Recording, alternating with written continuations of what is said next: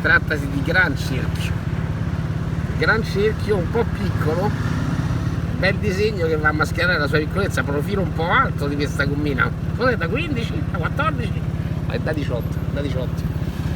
E sta accanto al duetto Pop Art. C'è tanta libertà qua. Giamaica, Indian, Shangri-La c'è scritto. Scappottata con tanto di gomma puata, perché quando ci stanno i puà, come si dice? La cosa è puata. Però insomma il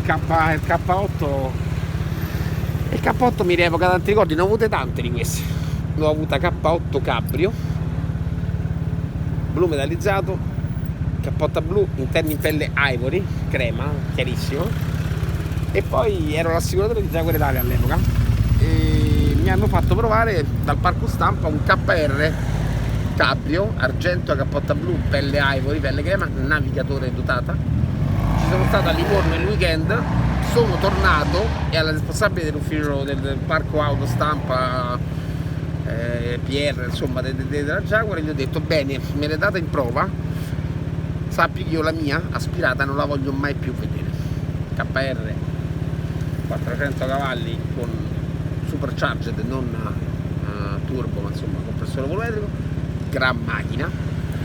Mi sono comprato, mi ho detto: ora mi vendi questa e mi compri questa. Quindi ho venduto l'aspirata, mi sono comprato la scappottata, poi ho avuto una Silverstone KR Coupé argento, stupenda edizione limitata, e poi ho avuto, sempre di Jaguar Italia, ho comprato la Jaguar Italia K8, KR Cabrio argento, cappotta verde, pelle nera, cerchio Silverstone da 20 pollici, profilo discretamente più ribassato di questo, che è molto soft.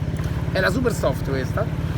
E cappotta verde perché Irlanda, perché era la macchina data in dotazione dalla Jaguar a Ed Irvine, attualmente all'epoca pilota di Formula 1 della Jaguar. Ne ho avute tante bellissimi ricordi, ma la meraviglia che mi ha fatto poi fermare è questa, l'attenzione ai dettagli, è l'amore per la propria vettura. Quella non è una gomma messa là da uno stronzo, quella è una gomma messa là perché il proprietario gli vuole bene a sta macchina, e avendoci dietro uno tipo Pop-Art o qualcun altro, se gli fa di questo e dà il bacetto, non ti snazzica il paraurti. È un'attenzione ai dettagli, è l'amore per la propria passione, per il frutto del proprio lavoro. Vi faccio il culo, tu me la vuoi baciare? Baciami la gomma, si dice, si direbbe nell'altro modo. Stupenda la contrapposizione tra un K8 gran cerchio da 18 con Giamaica, Shangri-La, Indian, gomma puata, non è reata e anche scappottata, ci sta anche il cadavere, che si dire quando è buttato in avanti così sembra quando hanno sparato a uno e poi va a finire avanti.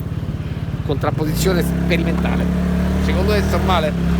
La passione è irrazionale ed è bella per questo. Puata o gommata per evitare il bacetto? Viva la vita, viva le passioni e viva chi lo stenta positivamente, perché si è fatto il culo e la sbomboletta. Wow!